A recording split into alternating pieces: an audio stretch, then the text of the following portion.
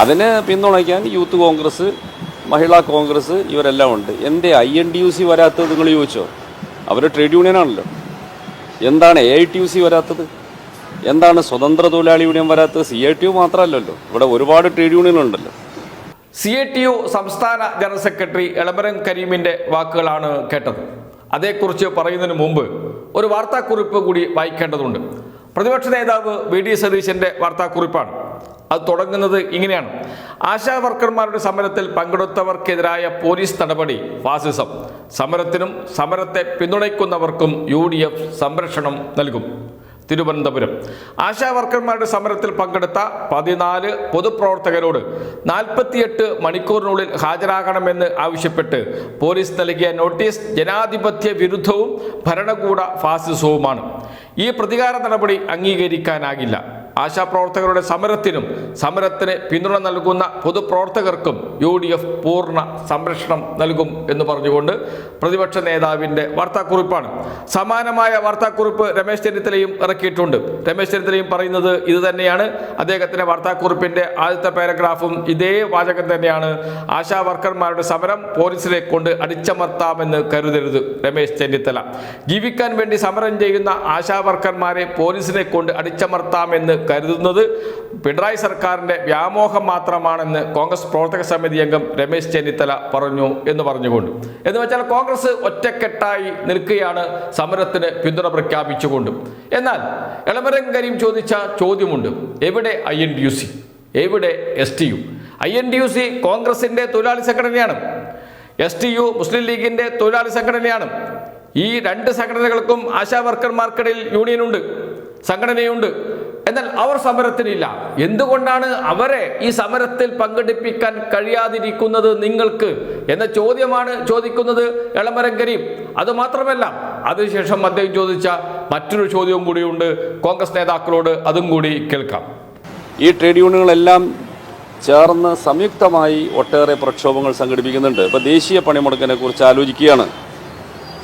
അതിലൊന്നുമില്ലാത്ത ഒരു താല്പര്യം ഈ ഒരു ചെറിയ വിഭാഗം ആളുകൾ അവിടെ ഇരിക്കുമ്പോൾ ഉണ്ടാകുന്നത് രാഷ്ട്രീയമാണ്.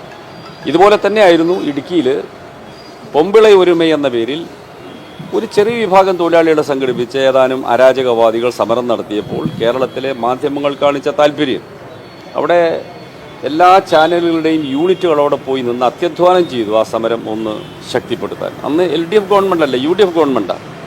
എന്നിട്ട് ഞങ്ങളതിനെ അനുകൂലിക്കാൻ പോയില്ല. UDF ഗവൺമെൻറ്റാണ്, അതുകൊണ്ട് അവർ മുദ്രാവാക്യം വിളിക്കട്ടെ നിലപാട് ഞങ്ങൾ എടുത്തില്ല.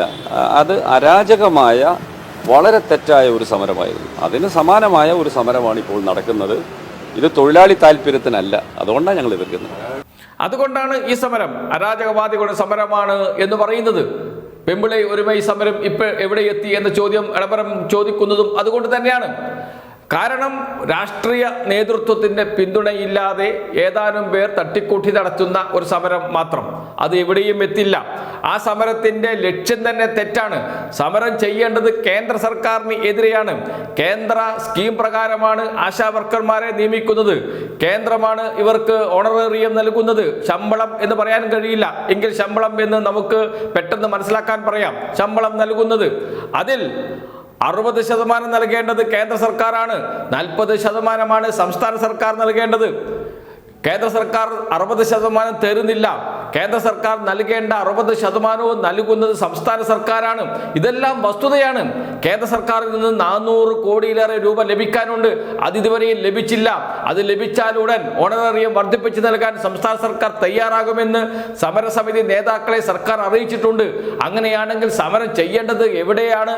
രാജ്ഭവന് മുന്നിലല്ലേ? കേന്ദ്ര സർക്കാർ ഓഫീസിന് മുന്നിലല്ലേ? കേന്ദ്രമന്ത്രിമാർ കേരളത്തിൽ വരുമ്പോൾ അവരെ തടയണ്ടേ? സുരേഷ് ഗോപിയും ജോർജ് കുര്യനുമൊക്കെ തലങ്ങും വിലങ്ങും നടക്കുന്നുണ്ടല്ലോ. അവരോട് എന്തുകൊണ്ടാണ് ഒരു ചോദ്യം ഇവർ ചോദിക്കാത്തത്? തുടങ്ങിയ ചോദ്യങ്ങൾ ഉയർന്നു വരുന്നുണ്ട് ഈ സമരത്തിന്റെ ഭാഗമായി. അതുകൊണ്ട് തന്നെയാണ് INTUC യൂണിയൻ നേതാക്കളെ പോലും ബോധ്യപ്പെടുത്താൻ കോൺഗ്രസ് നേതാക്കൾക്ക് കഴിയാത്തത്. മുസ്ലിം ലീഗ് നേതാക്കൾക്ക് സ്വന്തം തൊഴിലാളി സംഘടനയായ STUയുടെ നേതാക്കളോട് പറഞ്ഞ് അവരെ സമരത്തിനിറക്കാൻ കഴിയാത്തതും അതുകൊണ്ട് തന്നെയാണ്. ആ ചോദ്യമാണ് എളമരം കരീം ചോദിക്കുന്നത്. അതുകൊണ്ടാണ് ഈ പിന്തുണ എന്ന് പറയുന്നത് കൃത്യം രാഷ്ട്രീയമാണ്. അതുകൊണ്ട് ഇത് രാഷ്ട്രീയ പ്രേരിത സമരമാണ് എന്ന വാദം ഉയർന്നു വരികയും അതിൽ വസ്തുതയുണ്ട് എന്ന് ജനങ്ങൾക്ക് ബോധ്യപ്പെട്ടുകൊണ്ടിരിക്കുകയും ചെയ്യുന്നത്.